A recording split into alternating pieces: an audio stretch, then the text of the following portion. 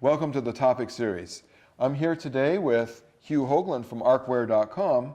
My name is Roy Paulson, and we're discussing our AmpShield as a Class 2 product, but it's highly transparent, 80% VLT, and tested and passed on the European box test.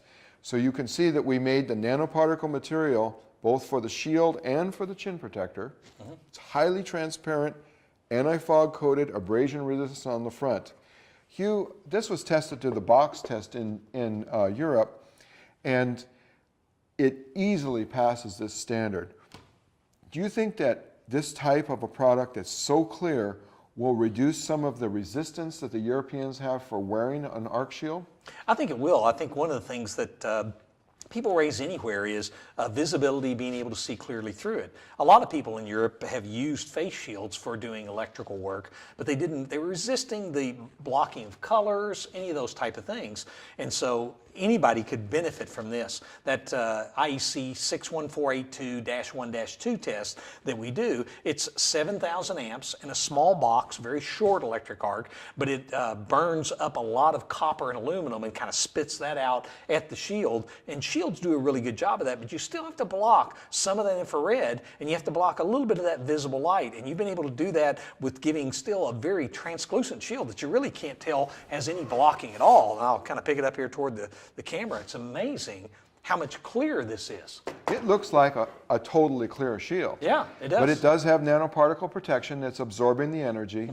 And as far as for the chin protector coming down, it also has a deflector across the bottom, because that box test, when the energy comes towards the shield, really blows the shield, and we want to against the shield, and we want to deflect it away from the sensors and what would be representative of your head and face. Yeah, it's of course that's an EN standard right now. The -1-2 test setup is used, and we're hoping to make this into an IEC test method.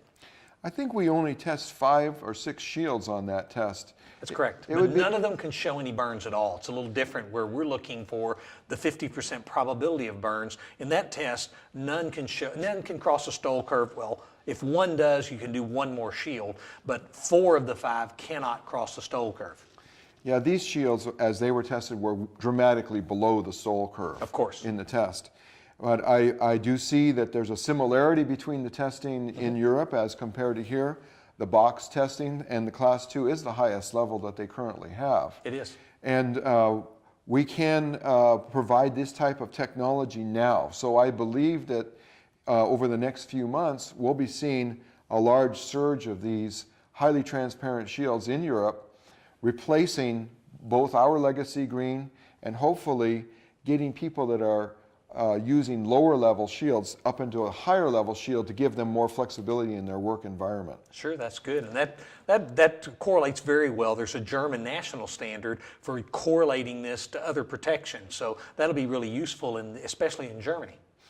Yeah, and then of course one day we're hoping that all of these standards can be meshed together and that there was just a one standard that's used throughout the world. But I can also remember when I was young, they thought Esperanto was going to take over. Well, and I also heard that at one time the United States was thinking about using the metric system. Scary. That's right. Thank you, Hugh, for coming in today and discussing our new Class 2 80% VLT face shield. Thank you, Roy. Thank you.